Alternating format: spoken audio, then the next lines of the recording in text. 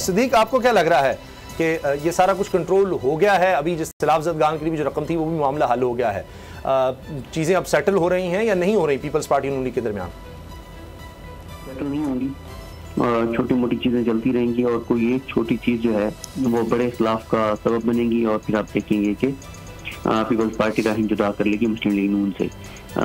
ये वक्ती तौर पर चीज़ें होंगी।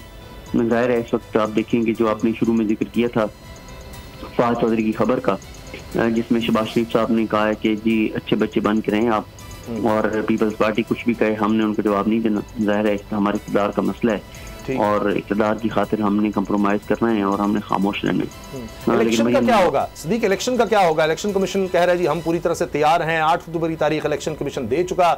पहले ही बड़ी सुप्रीम कोर्ट के लिए भी बड़ा मसला था, उनके अहकामात पर अमल नहीं हुआ, यहाँ इलेक्शन कमीशन खुद तारीख दे चुका है। अब हुकूमत चाहती है कि उस पर भी अमल ना हो, कोई 90 दिन आगे यानी उनको मिल जाए किसी तरह से, या केयर सेटअप आए तो वो भी आगे चला जाए। असम्बलियाँ तहलील करें तो सदर के पास इख्तियार आ जाएगा, वो 24 दिन के बाद की कोई भी तारीख दे सकते हैं। हुकूमत चाहती है कि अक्टूबर से भी मामला आगे जाए। तो ये भी अब समझ नहीं आ रही कि इलेक्शन होंगे तो कब होंगे, ना हुए तो कितने अरसे के लिए नहीं होंगे।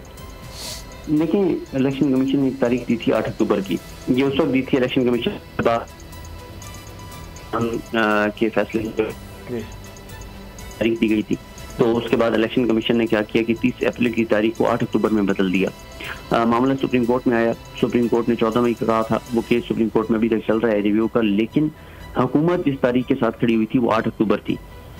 और फिर chief justice Pakistan justice Umar का बंदियाल साहब ने एक बार इलेक्शन कमीशन से पूछा तो पहले तो उन्होंने कहा टेंटेटिव है, फिर उन्होंने कहा नहीं जी पक्की तारीख है। हुकूमत ने भी कहा कि क्या शानदार 8 अक्टूबर की तारीख दी है, और चीफ जस्टिस बार बार कि इसमें क्या ऐसी जादूगरी है 8 अक्टूबर में कि आप सब 8 अक्टूबर ही कह रहे हैं कि 8 अक्टूबर को इलेक्शन होने चाहिए, 6 अक्टूबर को क्यों नहीं, या 12 अक्टूबर को क्यों नहीं, या सितंबर की कोई तारीख क्यों नहीं, 8 अक्टूबर ही क्यों? लेकिन उन्होंने कहा जी जो भी है देखिए वो सिक्योरिटी के मामला हैं, ये है तो 8 अक्टूबर जबरदस्त तारीख है।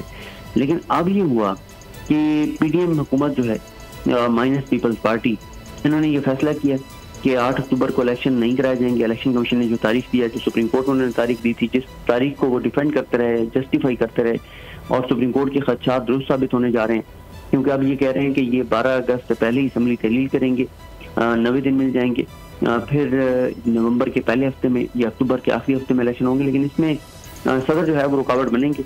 सदर इस तरह से रुकावट बनेंगे, जब असम्बली भेजेंगे वज़ीर-ए-आज़म शहबाज शरीफ असम्बली की तहलील की, तो सदर जब उस पर दस्तखत करेंगे तो फिर इलेक्शन की तारीख सदर ने देनी है, क्योंकि आइन इस पर बड़ा वाज़ेह है कि अगर असम्बली सूबाई असम्बली की होगी तो जो गवर्नर है अगर वो तहलील असम्बली की असम्बली पर दस्तखत करेगा तो तारीख वो देगा, और अगर कौमी असम्बली का मामला होगा तो सदर जो है वो दस्तखत करेंगे तो तारीख वो देंगे। तो तारीख सदर पाकिस्तान आरिफ अलवी साहब ने देनी है, लेकिन यह कि 54 दिन बाद की वो तारीख दे सकते हैं असम्बली की तहलील के, क्योंकि 54 दिन इलेक्शन कमीशन ऑफ पाकिस्तान को हर सूरत में चाहिए।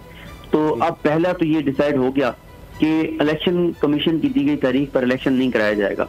अब आगे 90 दिन के अंदर भी इलेक्शन कराया जाएगा नहीं कराया जाएगा, ये एक अगला सवाल है, इस पे देखना पड़ेगा कि क्या होता है। लेकिन जो ये बात तय हो गई है कि इलेक्शन कमीशन की जो दी गई तारीख है 8 अक्टूबर, उस पर जो है वो इलेक्शन नहीं कराया जाएगा। तो फिर हम वही देखेंगे, फिर इंस्टेबिलिटी उसी तरह से, फिर वही अदालतों के चक्कर। बिल्कुल ऐसी है। देखिए अदालतों के चक्कर हो या ना हो, इस्तेहकाम नहीं आएगा पाकिस्तान में जब तक इलेक्शन नहीं होगा, अदम इस्तेहकाम बढ़ेगा। अब देखें जो पाकिस्तान तो आ गया ना, हाँ ये बात है, बिल्कुल इस्तेहकाम में पाकिस्तान आ गया। और कल मुज़म्मिल साहब और मैं जो बात कर रहे थे कि देखें अगर ये आपस में लड़ाई करेंगे, चाहे वो नूरा कुश्ती हो या सीरियस लड़ाई हो, उससे इनको पॉलिटिकल दोनों जमातों को कुछ नहीं मिलेगा। एक तो इनको सियासी तौर पर नुकसान होगा, दूसरा अनसर्टेनिटी बढ़ेगी, अदम इस्तेहकाम बढ़ेगा।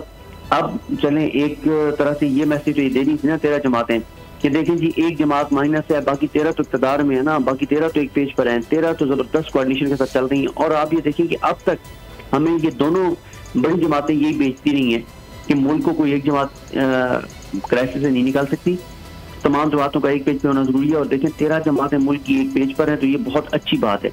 बल्कि कुछ चीज़ों पर उन्होंने अपनी इसको बताया कि क्योंकि 13 जमातें थी इसलिए कुछ काम हम नहीं भी कर सके सबकी, क्योंकि उसमें मुशावरत बड़ी जरूरी थी और सबका एक पेज पर होना जरूरी था। अब अगर ये बड़ी जमातें ही आपस में लड़ पड़ेंगी तो अदम इस्तेहकाम बढ़ेगा। इसका मतलब ये है कि पहले अगर किसी के जहन में ये था कि ठीक है यार इलेक्शन होते हैं नहीं होते, जब तक इलेक्शन नहीं भी होते इस असेंबली को एक्सटेंशन मिल जाएगी। ये 13 जमातें तो एक पेज पर हैं, ठीक है, एक जमात नहीं है, माइनस है, छोड़ दें। अब तो अगर यही लड़ पड़ेंगी तो इससे अदम इस्तेहकाम बढ़ेगा और सबसे ज्यादा जो इसका असर पड़ेगा वो हमारी मीशत के ऊपर पड़ेगा। वो मीशत जिसके बारे में आप देख रहे हैं कि सागदार साहब अभी भी धमकियां दे रहे हैं IMF को, और वज़ीर-ए-आज़म साहब जो है वो रोजाना कोई ना कोई मिन्नत तरला करते हैं IMF का, और उधर से वज़ीर ख़ज़ाना एक बयान देते हैं और इंतहाई खतरनाक बयान देते हैं, क्या बनाना चाहते हैं IMF वाले, और उसके बाद वज़ारत ख़ज़ाना जो है वो प्रेस रिलीज जारी करके उसकी तस्दीक कर देता है, कहते हैं कि नहीं कि ऐसी कोई बात नहीं है। तो इस तरह के इक़दाम से, चाहे वो इनके आपस के खिलाफात हों, चाहे वो नून लीग और पीपल्स पार्टी के खिलाफात हों, चाहे वो इसके सबसे ज्यादा जो कीमत अदा करेगा वो पाकिस्तान की कीमत अदा करेगी, वो पाकिस्तान की मीशत अदा करेगी, और पाकिस्तान की मीशत जब कीमत अदा करती है तो उसका असर 25 करोड़ पाकिस्तानियों पर पड़ता है, जो कि पड़ भी रहा है। अगर आपको ये वीडियो पसंद आई है तो हमारा चैनल सब्सक्राइब करें और बेल के बटन पर क्लिक करें। मेयर कराची के इंतखाब की जंग, बोल ने फिर छोड़ दिया सबको पीछे। इस वक्त मुर्तजा वहाब मुंतखब हो गए हैं मेयर कराची, ये ऐलान कर दिया गया है बाकायदा तौर पर। अब सहाफती रिवायत रखी बरकरार, बोल ने दिखाई सबसे बड़ी ट्रांसमिशन। और ये एक्सपेक्टेड था, मैंने आपको कहा कि नंबर गेम में जमात इस्लामी के पास नंबर पूरे नहीं है। लम्हा बलम्हा की सूरत हाल से किया बाखबर आवाम को। रेंजर्स के एहलकार और पुलिस के एहलकार हैं वो हाई अलर्ट है, और वो इस बात की कोशिश कर रहे हैं कि अब कोई नाखुशगवार वाक़या जो है वो रूनुमा ना हो सके, क्योंकि बोल है पाकिस्तान का नंबर 1 न्यूज चैनल। सब्सक्राइब करें और बेल दबाएं ताकि कोई खबर रह न जाए।